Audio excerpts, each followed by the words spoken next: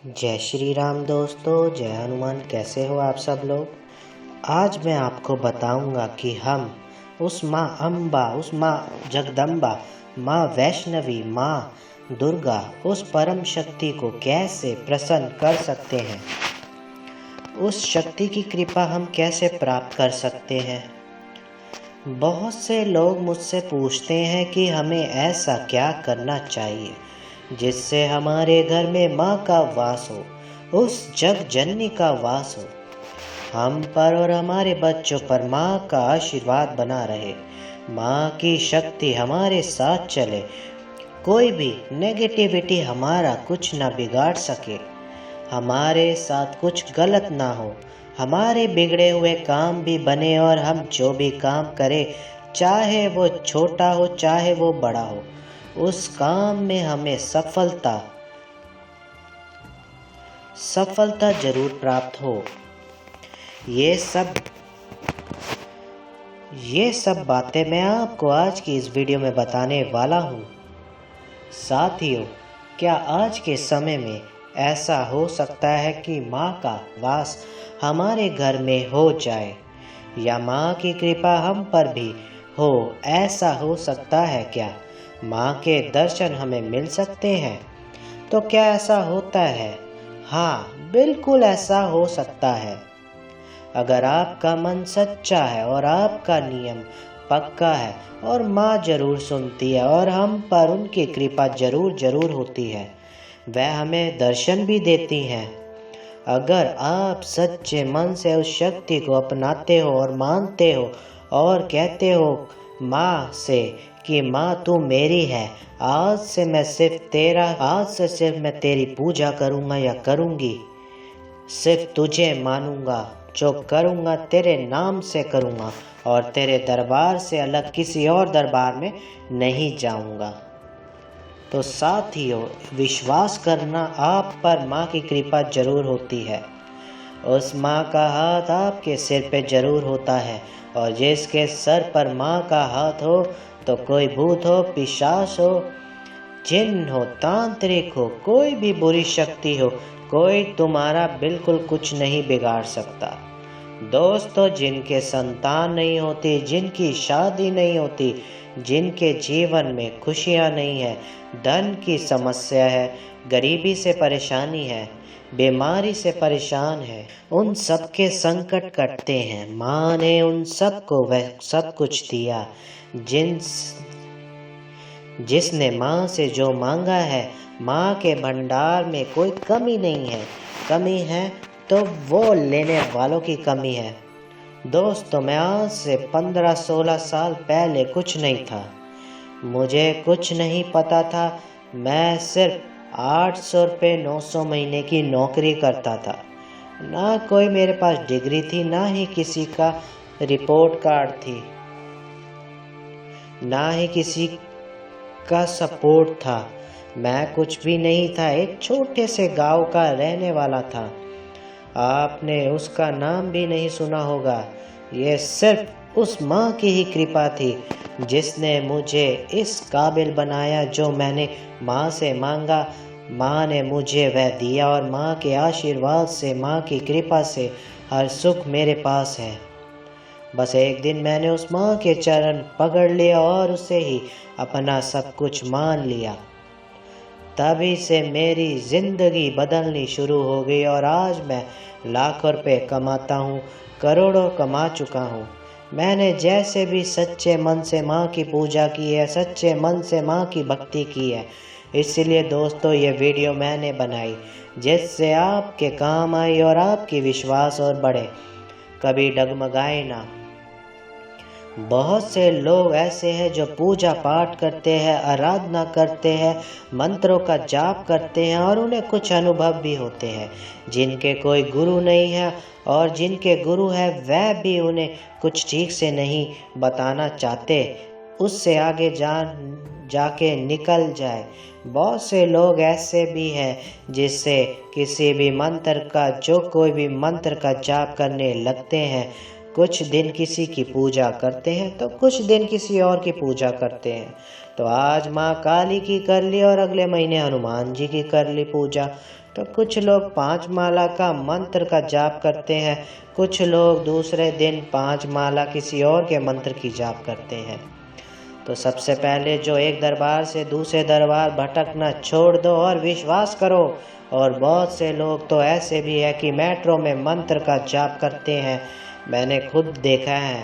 उन्होंने जूते चप्पल पहनी होती है, इधर उधर देख रहे होते हैं और मंत्र का जाप करते रहते हैं।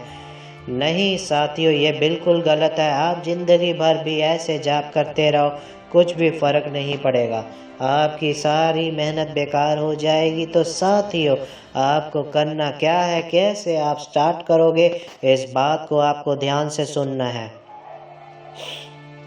अगर आपको कुछ पूछना है मुझसे तो कमेंट में पूछ सकते हो, मैं उसका रिप्लाई ज़रूर दूंगा आपको। साथियों, आप आज से ही या जब से भी अपनी पूजा स्टार्ट करो या मंत्रों का जाप करना शुरू करो तो सबसे पहले उनके मंदिर जाओ। माँ के नाम से एक नारियल और एक चुन्नी, 2 लौंग, कुछ मिठाई, कुछ दक्षिणा उन्हें अर्पित करो और उनसे प्रार्थना करो और उनके सामने संकल्प लो कि माँ, मैं आज से तेरी पूजा करूँगा या करूँगी, इतने दिन तक करूँगा, उससे स्वीकार करना और मेरी इच्छा पूरी करना। जो भी आपकी मनोकामना हो उसे आप बोल करके आ जाए। वह आप माँ से कह सकते हो। ऐसे अगर आप किसी देवी की या देवता की पूजा कर रहे हो, जैसे हनुमान जी की पूजा कर रहे हो, तो उन्हें सबसे पहले चोला चढ़ाओ, लड्डू चढ़ाओ, मीठा पान चढ़ाओ और अपनी प्रार्थना उनके सामने रखो। और जिस भी देवी की या देवता की तुम पूजा करोगे, उनकी चालीसा का पाठ तुम्हें 41 दिन तक लगातार करना है। सच्चे मन से करना है। डेली उनके नाम का दीपक जलाना है। अपने ईश के नाम का अगर आप दीपक जला रहे हो, उनका नाम लेकर जलाना है। जो भी आपके इष्ट हो, या अगर आप अपने कुल देवता या कुल देवी की पूजा कर रहे हो तो उनके नाम से आपको दीपक जलाना है, उनका नाम लेना है। जब आप संकल्पित हो तब आपको ब्रह्मचार्य का पालन करना है और बाहर का बिल्कुल भी कुछ नहीं खाना है। सिर्फ आपको अपने घर का खाना है और नेगेटिविटी से दूर रहना है, गंदे विचारों से दूर रहना है। साथियों, तभी शक्ति आपसे जुड़ेंगी। ये सब आपके सच्चे मन से करना है आपको। ये सब आपको अपने सच्चे मन से करना है, नियम से करना है। साथियों, मैं सच कह रहा हूँ, चालीसा में इतनी शक्ति होती है। अगर आप सच्चे मन से किसी भी देवी या देवता की चालीसा का नियम से पाठ करोगे तो तुम्हें मंत्र का भी जाप करने की जरूरत नहीं पड़ेगी। ये मैंने खुद आजमाया है और आपकी सभी मनोकामना पूरी होगी और आपके सब मनोरथ सिद्ध होंगे। सिर्फ आप चालीसा का पाठ करो। चालीसा का पाठ करके आप सब कुछ प्राप्त कर सकते हो, सब कुछ आपको मिल सकता है।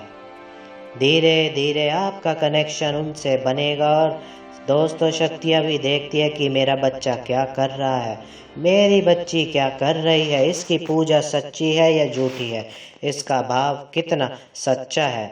वरना आप उन्हें अकबर और राजा की तरह सोने का छत्र भी चढ़ा दोगे ना, तो भी वह स्वीकार नहीं करते। अगर माँ को प्रसन्न करना है तो माँ को अपना समय दो, माँ से प्यार करो, उनकी भक्ति करो, उन पर अटूट विश्वास करो और नेक नियम से उनकी चालीसा और उनके व्रत करो। जब आप नियम से ये करने लगोगे तो आपके अंदर सबसे पहले तो एक पॉजिटिविटी आती है और आपके अंदर काम वासना बहुत ज़्यादा उठने लगती है। आपके अंदर काम वासना उठेगी तब समझ जाओ कि आप सही रास्ते पर जा रहे हो। बहुत से लोग यही अपने नियम तोड़ देते हैं और उस काम वासना के आगे कमज़ोर पड़ जाते हैं। लेकिन जो लोग वह संयम रखते हैं और पवित्र रहते हैं, तब शक्तियाँ उनसे जुड़ने लगती है और उन्हें अनुभव भी कराती है। सपनों में उनको दर्शन भी देते हैं और उनसे बात भी करती हैं। तब समझ जाना चाहिए कि माँ हमसे प्रसन्न है। तब हमें और भी अच्छे कर्म करने चाहिए। इसके बाद अब आपको क्या करना है? आपको उनकी पूजा तो ऐसे ही करनी है जैसे आप कर रहे हो, बल्कि आपको अपनी और पूजा की वृद्धि करनी है और इसके बाद आपको उनके व्रत पकड़ने हैं। 21 दिन या 41 दिन जो भी आप कर सके। मैंने तो जिंदगी भर बोला हुआ है, मैं जब तक जिंदा रहूँगा तब तक माँ तेरे ही व्रत करूँगा, तेरी ही पूजा करूँगा। तो दोस्तों, आपको उनकी पूजा डेली करनी चाहिए, उनके व्रत करने चाहिए। डेली आपको चालीसा का पाठ करना है। आपको मंदिर जाना शुरू करना है। सिद्ध पीठ, आपको उनके सिद्ध पीठ से जुड़ना है। महीने में एक बार, 2 महीने में एक बार या 3 महीने में एक बार आपको उनके दरबार जरूर जाना चाहिए। माँ से या बाबा से आपको मिलना है और अपना माथा वहाँ जरूर टेकना है। उन्हें उनके पसंदीदा जो भोग उन्हें चढ़ाते हो वह आपको अर्पित करना है, पूरे भाव से, पूरे मन से। अपना ये नियम बना लो कि मैं ये आपको वह चीज़ें बता रहा हूँ, अगर आप ऐसे करते चले गए तो आपको खुद ही फील होगा और फील होने लगेगा कि हाँ, पहले मैं और आज में कुछ तो अंतर है। आपको अंतर खुद व खुद नज़र आ जाएगा। आपकी आत्मा को बल मिलेगा, आप पहले से मजबूत बनोगे। किसी को दुख में देख करके आपको भी दुख होगा और आप दान धर्म करने लगोगे। ये चीज़ें आपको अंदर से ही आएंगी, कोई आपको नहीं सिखाएगा और आपको बुरे लोगों पर गुस्सा भी आएगा। जब आप डेली माँ की पूजा करने लगोगे तो जो आपकी समस्या होगी वह आपको माँ से बताने की ज़रूरत नहीं पड़ेगी, वह अपने आप ही ख़त्म होती चली जाएगी और अपने आप धन के रास्ते खुलते जाएंगे और आपके काम बनने लगेंगे और जो भी आपकी परेशानी होगी वह अपने आप ख़त्म होती नज़र आएगी। बहुत से लोग माँ को सिद्ध करने में लगे रहते हैं, ज़बरदस्ती उनको मंत्रों से प्रसन्न करने की कोशिश करते हैं। दोस्तों, अगर आपको माँ को पाना है तो आपको किसी के काम आ सको, ये भावना अपने अंदर लाओ। किसी की मदद करो, किसी की हेल्प कर सको। ये नहीं कि माँ के दर्शन हो गए, कुछ शक्तियाँ आपको मिल गई और आप महान बन गए। नहीं, जिसने भी माँ की भक्ति की है, चाहे वह श्रीधर हो, चाहे वह ध्यानु भगत हो, चाहे वह हनुमान जी हो, उनका कोई कुछ नहीं बिगाड़ पाया। चाहे वह भैरवनाथ जैसा तांत्रिक ही क्यों ना हो, चाहे वह अकबर जैसा राजा ही क्यों ना हो, उनका कुछ नहीं बिगड़ सका। हमारा शीश सिर्फ माँ के दरबार में झुकना चाहिए और किसी के सामने नहीं झुकना चाहिए। उसके बाद आप किसी एक मंत्र का जाप करना शुरू करो और वह मंत्र गुरुमुख होना चाहिए। अपने आप ही किसी मंत्र को यूट्यूब से या फेसबुक से, इंस्टाग्राम से या कहीं से भी किसी मंत्र को आप मत छेड़ो। मंत्र जाप करने के कई नियम होते हैं, आसन, फल, ब्रह्मचार्य, बहुत चीज़ें होती हैं। बहुत सी ऐसी चीज़ें हैं जिनका हमें ध्यान रखना पड़ता है। माँ को भोग देना होता है, कपूर पर भोग दो, लौंग का भोग दो, 11 पे भी आप भोग दे सकते हो, पंचमेवे का आप भोग दे सकते हो। आपको जो मन करे वो माँ को भोग देना है, ठीक है। जिस दिन माँ का दिन हो, शुक्रवार, उस दिन माँ के नाम की अखंड ज्योत अपने घर में जलाओ। अखंड ज्योत माँ का ही स्वरूप है। धीरे धीरे माँ का वास आपके घर में होने लगेगा। वह ज्योत आपके पूरे घर को कवर कर लेगी और कोई भी बुरी शक्ति आपका कुछ नहीं बिगाड़ पाएगी। अगर मेरी वीडियो आपको अच्छी लगे तो मेरी वीडियो को लाइक कीजिए, मेरे चैनल को सब्सक्राइब कीजिए और ज़्यादा से ज़्यादा शेयर कीजिए। जय श्री राम दोस्तों, जय हनुमान।